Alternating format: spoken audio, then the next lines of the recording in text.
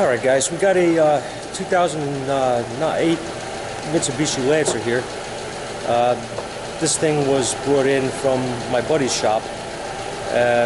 Long story behind it, but basically the car was driven after it was purchased for about 5 weeks, and the check engine light came on, low power, wouldn't accelerate, and they brought it back to him. He took a look at it and had a code in there for throttle, went through some tests on it, and determined that it had a faulty throttle body at that point. So the owner of the vehicle located the throttle body. She ordered it and brought it back to him, had him install it, and he couldn't get it to work. He said, this thing doesn't, he said, I don't know what's going on here. He says, I'm going to send it down and have you go over everything because maybe I'm missing something or whatever. He didn't miss anything. I wanted to actually talk about this car because this is typical of the stuff that happens nowadays, and one of the biggest problems that we as techs face on a daily basis. Okay, when you have a vehicle with a problem, it's going to cost money to fix, no matter what it is. If it's a spark plug that's cracked or bad or whatever, or if it's an engine control module that's failed, or if it's a parasitic drawer, or whatever the problem is in the vehicle, is going to cost some money. Now, how much money is it going to cost? That's the big question that you're always going to get. I have customers on a daily basis that call up and ask me for an estimate on a vehicle. They tell me it stalls out. How do you answer that?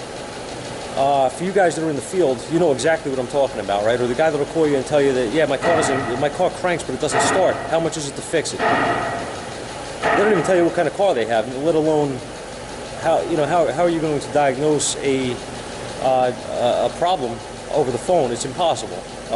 It was impossible back in the 60s. It's impossible today. Okay, it's more impossible today. You need equipment. I say this all the time. You need knowledge, equipment, a little bit of luck, or a lot of luck sometimes. There's a lot involved here.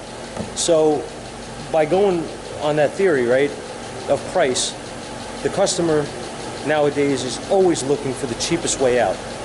And don't get me wrong, we have good customers that come in, they just want their vehicle fixed, and it is what it is, okay? They trust us to not overcharge them. They trust us that we're going to take good care of their vehicle and not throw parts in it just for, guesswork, okay? So we pride ourselves on that. Any good tech does the same. Now, here's where the problem comes in. I'm going to show you. Let me take you over here. Okay, you can hear this Mitsubishi running now, right? Sounds pretty good. What I'm going to do is I'm going to shut it off for a moment. Okay. I'm going to shut that off, and I want to bring you guys right over here to my welding cart. Well, not my welding cart, my torch. And I'm going to set you up right here, like so. Alright, now that I got you set up where you can see, here's the throttle body that came off the vehicle. Now, I know obviously you can't really, feel what I'm feeling here, but if I push on this thing, I feel it binding. It's hard. It's really hard to push, okay? And I can feel it clicking as it's going in. It's very hard for me to obviously show you this on, through a camera, but take my word for it. This thing is freaking hard to push. This is the original throttle body off the vehicle. This thing wouldn't idle. It wouldn't do much of anything. It would hardly even run. Sometimes it wouldn't run. So this is what my friend had diagnosed as the fault, and again, he was 100% on the money. Okay, so this is junk. We know that, it's proven. I actually took that apart too, just to go through it. But the bushing's got to be bad inside there or something. It's nothing I can actually see. I didn't go that far. Maybe I will now, but we'll see. In any case, this is the throttle body that was installed after the fact. Okay, this is what the customer ordered and brought to my friend's shop and had him replace, had him use to replace the other one. Okay, now if you go in here and I can move this, it feels a lot better. It's smooth, it's easier, feels normal for the most part. But What I did was I started from scratch. He had put the old throttle body back on. They brought me this with the car, and I wanted to see what it was doing, where we were going with this. So I installed it, and as soon as I installed this and turned the key on, my throttle plate went like this, wide open. So, very obvious, something is wrong here, okay? This is not correct. It should not do that. If I hit the throttle, when it only responded maybe once or twice. I guess it went into limp mode or whatever, but it actually closed the throttle blade. So it was wired, I guess, backwards internally. After thinking about it for a while, I took the two motor control wires, and I repinned them in the plug just to see. Plugged it back in, and I had absolutely zero confidence that this was going to function, but I just wanted to see for myself, so I did that. And I plugged it in, and the throttle blade did close with the key on.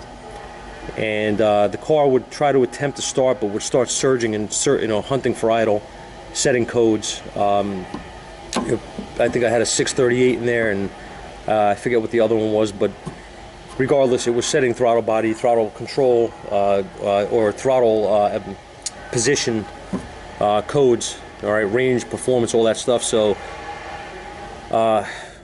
I dug a little bit into this. Where'd you get this throttle body from? Was it a dealer part? And I mean, it's pretty obvious that this is not a dealer item.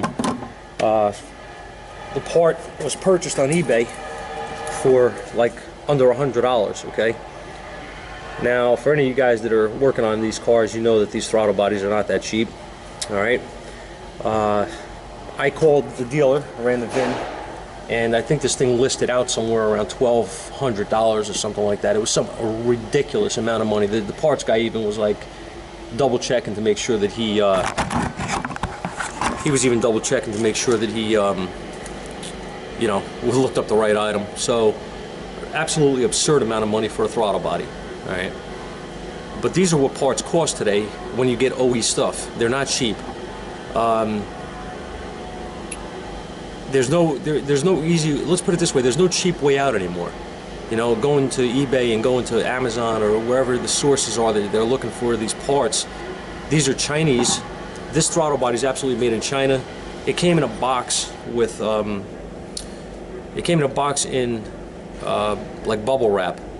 No tags, no nothing. This is just sitting in a box. So, there, had a customer. So what we're talking about is, I don't really remember, probably about this cheap junk. So the point I was trying to make, guys, I'm going to cut it short, is don't know where I left off, but basically you buy junk parts, you're gonna have problems, okay? The dealer, the OE stuff that costs fortune, unfortunately sometimes it's the only thing that works, okay? So I don't know how some of you guys deal with this kind of stuff. Luckily with this case I was able to fix the car, buy a used unit and get it to work, but when you have a customer that insists they're going to go buy a part for $79 when it costs $400, your back is against the wall with the internet stuff, you know what I mean, guys? Like I have customers that come in here, I diagnose a car and they're immediately on their phone on Google checking the part to see how much it costs. You know, like I'm ripping them off. So and then they tell me, oh, I could get it for $100 cheaper here, or I could get it from here, and I'm like, dude, what, you know what I mean? And I tell them, I don't warranty parts that you buy. I don't care where you get it from. I'm not warranting if I didn't pay for the part and buy it. I'm not warranting it. But this kind of stuff is a big problem today, and it's getting worse every year because the prices of real quality parts are going up, and the quality of this aftermarket crap is going way down. So this is a constant problem, constant battle, and educating customers is the only way that I can see that you can win this fight. You know what I mean? I don't know, but tell me what you guys think. Leave your thoughts in the comments below. I have to go and diagnose a battery drain on a Taurus or a Sable, something. And I might bring you guys along, so stay tuned.